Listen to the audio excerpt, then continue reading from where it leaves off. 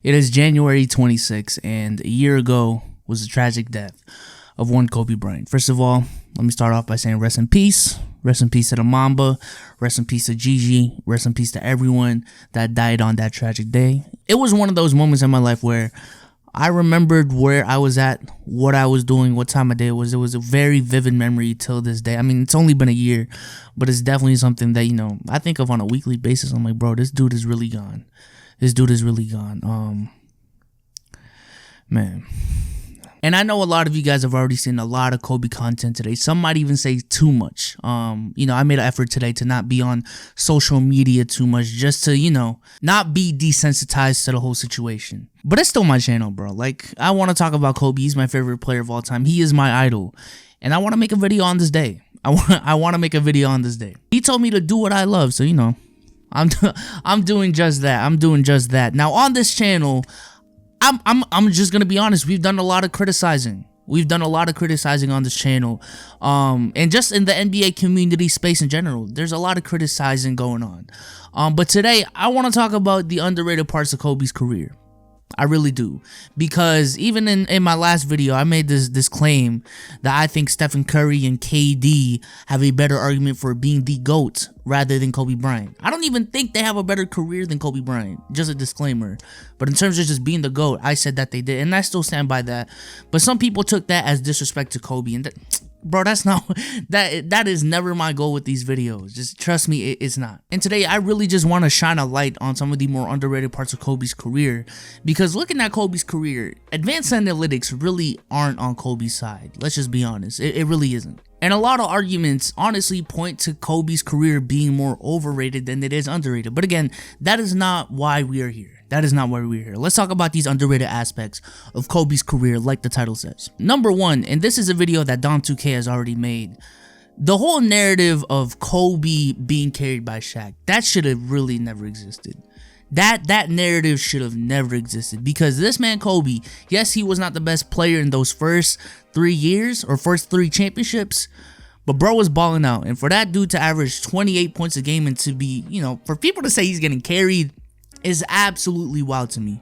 Imagine you watching this video, play in the NBA Finals, and you drop 27, 28 points a game, play all NBA caliber defense, and someone says you got carried. Bro, I would be so mad. I would be so mad. But not only that, but to get even more specific, the 2000 NBA Finals, a lot of people who don't, do more research, and I'm not gonna act like I watched the game. I was literally born in 2000. I didn't watch the game, bro. I was learning how to read. I was learning how to walk at this time. But it only takes really a Google search to know that in the 2000 Finals, Kobe was injured. Kobe was injured, I believe, in the first couple games of the series. Matter of fact, let me do it right now so I don't look foolish out here. And while Shaq did finish the game with a very dominant 36 points and 21 rebounds, he did foul out, and the game did go to OT with Shaq fouling out. And Kobe Bryant carried the Lakers. Let's just flat out say it. He carried the Lakers in a game 4 on the road where the Pacers could have tied the series up 2-2. So that whole Kobe got carried by Shaq argument, again, that really should have never happened. Let's just keep it a buck. Links in the description. That should have never happened, bro. But going back to the point I made in my last video, I will say this. If there is one argument for Kobe Bryant being the greatest of all time that I will honestly, I will entertain for the most part, it's the fact that Kobe Bryant arguably dominated the hardest conference in league history, or was arguably the best player in the hardest era in league history. Again, I already shined a little bit of light into the performances he had with Shaq on the team in the Western Conference, which again, even with Shaq on the team, it was still a very competitive conference. You had the Sacramento Kings, the San Antonio Spurs, the Portland Trail Blazers, there were the Dallas Mavericks, still a lot of competitive teams in the Western Conference with Shaq and Kobe together gelling. But more specifically in the late 2000s, when Kobe won those back-to-back rings, the bar to make the playoffs in the Western Conference is absolutely insane. I believe it was 08 or 09, I'll put it on the screen right now, but there was a year where a 48-win team didn't make the playoffs. A 48-win team didn't make the playoffs. That is how competitive that conference is. And for Kobe to lead the Lakers to 3 straight finals appearances in that conference, 2 championships, is really impressive, and I don't think enough people really take that into account. That is a very impressive feat. Also, speaking of that time, looking at his 2008 MVP, it is very easy to compare Kobe's stats and Chris Paul's stats and just say, yo, Chris Paul got robbed. But when you actually look at it, mind you, I don't know why some people think this. Pau Gasol was not on the Lakers going into that season. Pau Gasol was a trade deadline acquisition. And going into the trade deadline, without Pau Gasol, Kobe Bryant was already leading the Lakers to a very good record, one of the best records in that conference, while being arguably the best scorer in the league. Most people would say the best scorer in the league, one of the best perimeter defenders in the league. I mean, Kobe Bryant deserved that MVP. You can say Chris Paul should have won, but to say Kobe didn't deserve it, it's wrong. Kobe Bryant had a very fair argument for that MVP. But going back to the skills and the talent that was Kobe Bryant, I honestly don't think people give Kobe enough credit for being one of the most well-rounded, best all-around players of all time. I know the narrative and the joke is Kobe Bryant was a shot chucker and that he didn't pass, but the reality is Kobe Bryant is one of the most well-rounded players of all time. We're talking about a dude that's one of the best scorers in history. Can score in all 3 levels, was athletic, had a post game, had a mid-range game, can pull up, can move off ball, was a decent 3-point shooter, was good at the line. And in terms of his passing ability, I don't want to bring up his total assists because I know how misleading of a stat that is.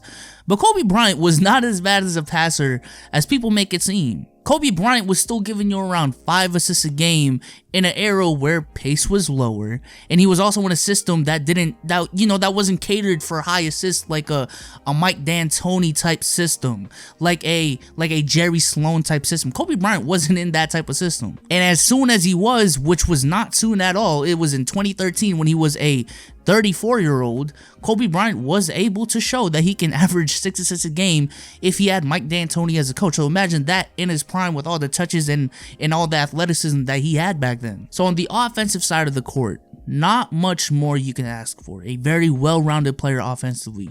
But then we get defensively, and this dude is one of the best perimeter defenders of all time as well. 12-time all-defensive selections in his career. Kobe was a well-rounded player, and I don't think people talk about that enough because, LeBron exists, Michael Jordan exists. You can even bring up a Larry Bird exists. We're talking about all-around players, but Kobe Bryant holds up his own in that conversation. He really does. And the one thing that I found crazy about Kobe's career and Kobe's talent is, again, like I said in my previous video, he doesn't have anything very, very special about his career, like Bill Russell having 11 rings, Wilt Chamberlain having a 50-point per game season, Michael Jordan 6 for 6, all of that. He doesn't have something like that in his career. But I'm going to be honest, for Kobe to have the career that he had with nothing crazy about him in terms of a talent, like, dude is a 6'6" shooting guard.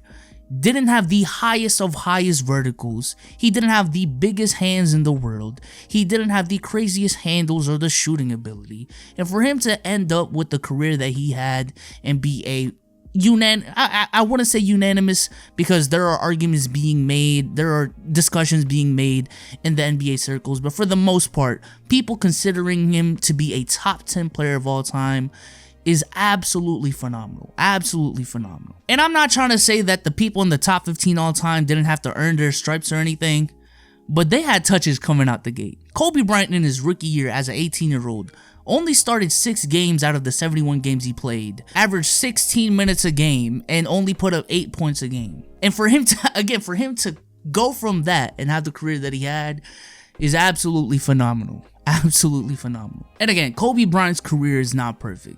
I mean, no one's career is perfect. Michael Jordan is the closest thing to a perfect career, and even his isn't perfect. But to me personally, the one thing that really resonated with me out of everything that's happened in Kobe's career is how this dude bounced back from all the downs in his career.